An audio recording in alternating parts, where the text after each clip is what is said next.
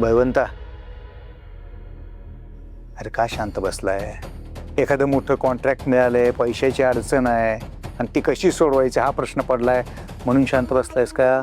नाही बाप्पा, तसं काय नाही, निवांत बसलोय आपलं. मग खरं खरं सांग बरं, काय झालंय? मला सांगा तुम्ही बाप्पा, जयदेव आणि सत्य कधी भांडलेलं तुम्ही बघितले? काय? अहो, दोघांची लई जोरात भांडणं झाली आहेत. एकमेकांसंग बोलायला बी तयार नाही, अशी भांडणं झाली. काय सांगतोयस भगवंता? अरे कसं शक्य आहे? माझी चेष्टा तर करत नाही ना तू? होय अहो पप्पा, खरंच दोघांची भांडणं झालीत. आले होय पेंटर. काही नाही, भांडण भिंड काही झालं नाही दोघांची. ती कसं त्यांचं विचार जुळणं झालेत ना, म्हणून आबोला धरलाय त्यांनी. आणि ह्यो बलम्या सांगते की नाही, तसं काही लय मोठं झालेलं नाही. अगं मम्मी, काय बोलतेस तू? काय झालेलं ना असं म्हणतेस? आणि एवढी दोघांची मोठी भांडणं झालीत, एकमेकांसंग बोलणं झालीत. ती तुला माहिती आहे का नाही, आजपर्यंत कधी दोघं भांडलेत का? आणि तू म्हणजे काहीच नाही झालं. अगं माया, मी घरात नव्हतो, पण तू तरी घरात होतीस ना. त्या दोघांना समजावून सांगायचं नाहीस का? खुळे काय किचेत का तुम्ही? समजलो की मी. पण आता ती दोघं माझं बी ऐकणं झालं म्हणल्यावर मी तरी काय करू? ठीक आहे भगवंता, मी त्या दोघांशी बोलून बघतो. पेंटर, तुम्ही नका वादात पडू. तसं बी भांडणं का नाही त्यांची त्यांच्या बायकांवरनं झाल्यात. काय? मंजू आणि सपनावरून? हा, त्याच्यामुळे तुम्ही वादात पडू नका. कसं आहे, नाही तर दोघं जण तमाशा करतील ना, आणि ती सध्या ऐकण्याच्या बी तयारीत नाहीत. त्याच्यामुळे तुमचं बी ऐकणार नाहीत. माया, मी त्यांचा बाप आहे. त्यांच्याशी कसं बोलायचं हे मला चांगलं कळतं. तू नको सांगू.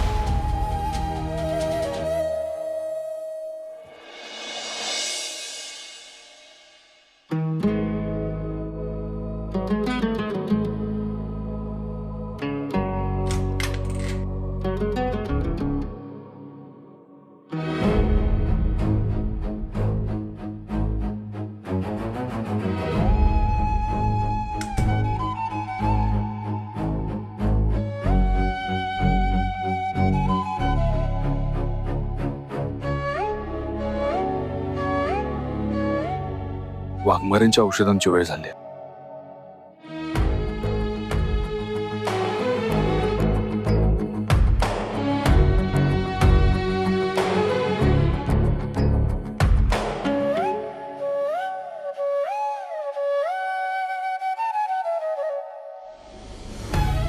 वाघमारे, ते पुस्तक बाजूला ठेवा आणि औषध घ्या.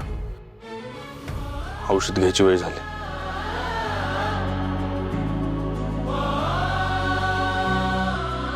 वाघमारे, तुमच्याशी बोलतोय मी.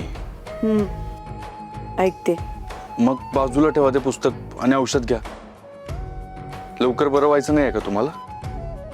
इच्छा नाही आहे माझी औषध घ्यायची. इच्छा झाली की स्वतःहून घेईन. वाघमारे, मला माहिती आहे तुम्ही माझ्यावर चिडलाय, पण जो काय राग काढायचा ना तो माझ्यावर काढा, स्वतःच्या तब्येतीवर नाही. का? तू नाही कुणाचं पण राग कुणावर काढत? मग मी का नाही करायचं तसं? निदान दुसऱ्या कुणावर तरी राग काढत नाही ना, स्वतःवरच काढते. घेईन माझी मी औषध. वाघमारे, किती हट्ट करणार आहे अजून? हे बघा, औषध घ्या, नाही तर मी बोलणार नाही तुमच्याशी. बोल नकोस. तू जेवढा हट्टेस ना सत्या, त्याच्यापेक्षा दुप्पट हट्टी मी आहे. तू जोपर्यंत मी सांगितलेली गोष्ट ऐकत नाहीस ना, तोपर्यंत मी औषध घेणार नाही. एक मिनिट, अशी एकतरी गोष्ट आहे का जी मी आजपर्यंत तुमची ऐकली नाही? विसरलास? तुला मगाशी सांगितलं ना, जाऊन जयदीप भाऊजींची माफी मागितलीस नाही ना? मग जोपर्यंत माफी मागत नाहीस तोपर्यंत मी औषध नाही घेणार. वाघमारे, उगाच गोष्टींचा गैरफायदा घेऊ नका. हे बघा, मी अजिबात माफी मागणार नाही त्या जयदेची. आणि तुम्हाला शेवटचं सांगतोय, औषध घ्या. मग मी पण तुला शेवटचं सांगते, जोपर्यंत तू जयदीप भाऊजींची माफी मागत नाहीस तोपर्यंत मी औषध घेणार नाही.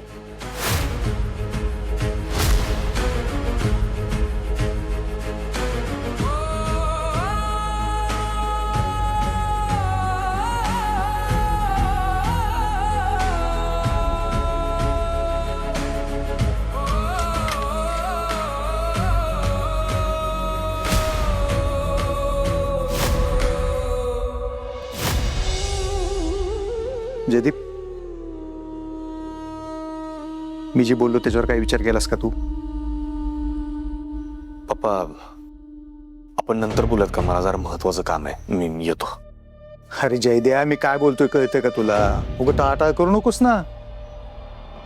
सत्या, बरं झाला आलास तू. आपण तिघं बसूया आणि काय असेल तो विषय संपवून टाकूया. नाही पप्पा, आपण नंतर बोलूया. मला जरा लय महत्वाचं काम आहे. बापापेक्षा महत्वाचं काम आहे का?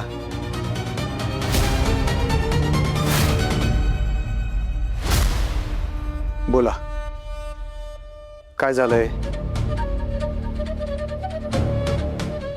काय अडचण आहे? का बोला धरलाय दोघांनी? कशामुळे भांडण झाली सांगा बरं. पप्पा, मला वाटतं आपण ह्या विषयावर नको बोलायला, नाहीतर उगाच दिवस खराब जाईल. अरे जयद्या, चर्चा केल्यानं वाद मिटतात. मला कारण तरी सांग ना, कशावरून भांडण झालंय? मला कारण कळालं तरी मला भांडण मिटवता तरी येईल का नाही? मिटवायचंच नाही ना पप्पा. मिटून काय फायदाच होणार नाही. ह्याची चूक आहे, ती मान्य करत नाही. ह्याच्यामुळे वाघमारे माझ्याशी नीट बोलत सुद्धा नाही आहेत. आता तर औषध सुद्धा घेतलं नाही त्यांनी याच्यामुळं. पप्पा, यात माझी काही सुद्धा चूक नाहीये, आणि चूक नसताना मी मान्य कशाला करू? आणि मुळात भांडणं याच्यामुळं चालू झालेत, माझ्यामुळं नाही. नाही तसलं बोलला येऊ सपनीला. काय काय शब्द वापरले विचार. काय शब्द वापरले? बिनडोक बोललो काय? पहिल्यांदा बोललो? ह्याच्या आधी 1000 वेळा बोललो जयद्या. तेव्हा कधी नाही झोमलं तुला? त्याच वेळेला बरोबर झोमलं. आणि मुळात सपना वहिनीची चूक होती म्हणून बोललो. तेच तर, सपनी चुकीची हे तुला कसं काय कळलं? तू होता स्वतःच्या डोळ्याने तिथं बघायला. अरे मी नसलो तरी वाघमारे कधी चुकू शकत नाही, हे माहिती आहे ना मला. हेच ह्याला नेहमी त्याचीच बायको बरोबर वाटते, माझी बायको चुकीची. तुझी बायको या घराची मोठी सून आहे म्हणून तिच्याकडेच झुकतो बाप नेहमी. ए जयद्या, अति करतोयस आता. एक तर चूक मान्य करत नाहीस, वरनं वाटेल ते बडबडतोयस. वाटेल त्या बडबडत नाही दादा, खरं तेच बोलतोय मी. वहिनी घरात मोठी सून म्हणून फिरत असतात, त्याचा गैरफायदा घेतात त्या. अति बोलतोयस तू आता. अति नाही, खरं तेच बोलतोय मी. अंगावर पत्रा सांगा. शांत व्हा दोघं.